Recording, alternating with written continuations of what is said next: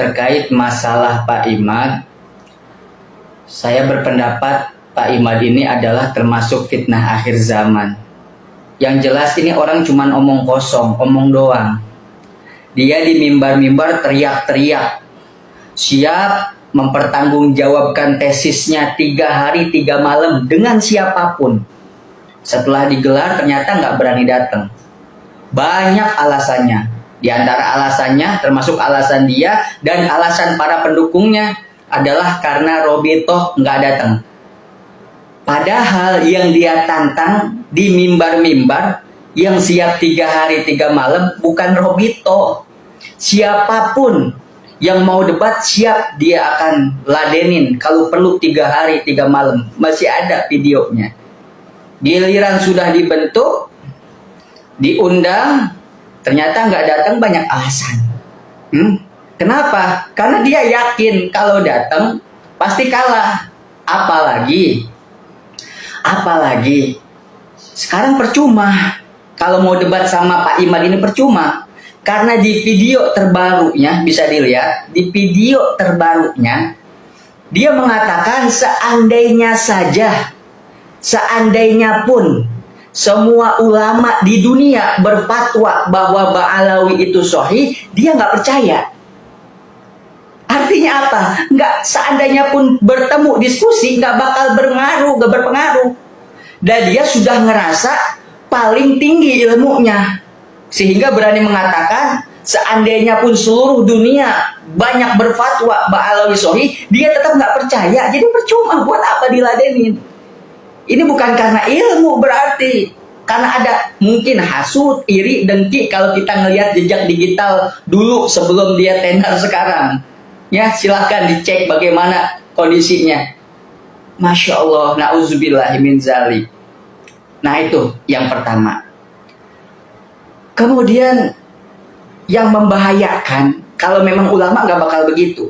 Yang paling membahayakan adalah dia ini, si Imad ini, dia mau menafikan Ba'alawi yang mana di dalamnya ada puluhan ribu para aulia sepanjang sejarah. Para aulia, kekasih-kekasih Allah Subhanahu wa Ta'ala. Berapa banyak di antara mereka yang jelas-jelas di depan mata kita meninggal dalam keadaan husnul khotimah. Sedangkan orang kalau memang menisbatkan bukan kepada selain bapaknya, dalam riwayat-riwayat yang sahih ini orang dilaknat. Tapi fakta membuktikan adalah mereka Ba'alawi yang mereka menisbatkan dirinya kepada Nabi Muhammad SAW, zuriyah Nabi Muhammad, mereka terkenal berapa puluh ribu keluar dari Ba'alawi, para aulia, para solihin, orang-orang yang husnul khotimah. Makanya kalau buat cuman pendukung-pendukung, hati-hati, ngeri. Buat kalau cuma ngedukung Imad yang tiba-tiba muncul, yang nggak tahu dia munculnya dari mana, ujug-ujug muncul dengan seperti ini, terus ikut mencaci, ikut menghina, ikut menghardik, ikut misalnya, ayo usirlah. Kadang-kadang suka aneh orang-orang yang suka teriak usir aja, usirlah. Ente siapa usir? Ente presiden aja nggak punya hak buat ngusir. Ente siapa? Saya pribumi lah, pribumi dari mana? Ente lahir nggak bawa apa-apa, nggak punya apa-apa. Astagfirullahaladzim, ada fitnah akhir zaman ya. Jadi sekarang Imad itu udah nggak bisa dinasihatin. Jadi mau pakai dalil kayak gimana pun, Imad sama kawan-kawannya nggak bakal bisa dinasihatin. Kuncinya satu sekarang diantaranya. Ya udah ada beberapa ustadz-ustadz yang nantang, udah mubahalah aja. Kalau emang ente bukan karena hasud, ente bukan karena dengki, udah terima tuh mubahalah. Kalau ente betul-betul yakin menafikan Ba'alawi, udah terima itu mubahalah. Yang salah kafir, mati kafir. Siap, ana juga boleh ikut, ya. Ana ikut nggak ada masalah, silahkan.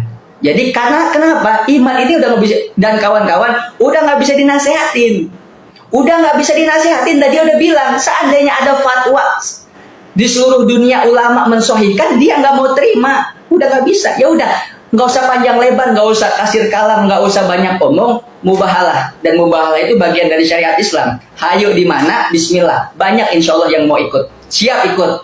Taruhannya apa? Mati kafir, beres. Nah, mudah-mudahan sok silahkan dibalas tantangan. Banyak ustadz-ustadz nantang demikian, ya. Yang saya dengar juga ustadz-ustadz banyak nantang. Sok, ayo nama mubahalah we. Ya, nggak usah kasir kalam. Kenapa? Udah nggak bisa dinasehatin. Udah nggak bisa pakai ilmiah, udah nggak bisa. Kenapa? Udah menolak dari awal. Andai kata sahih, nggak mau nolak, nggak mau nerima, masih ada videonya. Nah, mudah-mudahan manfaat. Jadi buat para muhibbin, bismillah la haula wala quwata illa billah, bersuara. Ya, para muhibbin harus bersuara, wajib bersuara. Ini mungkin ujian buat antum. Ya. Mana orang munafik, mana orang yang beneran mahabbah, mana orang yang dengki, mana orang yang hasud. Di sini jadi ujian dari Allah Subhanahu wa taala. Wallahu a'lam.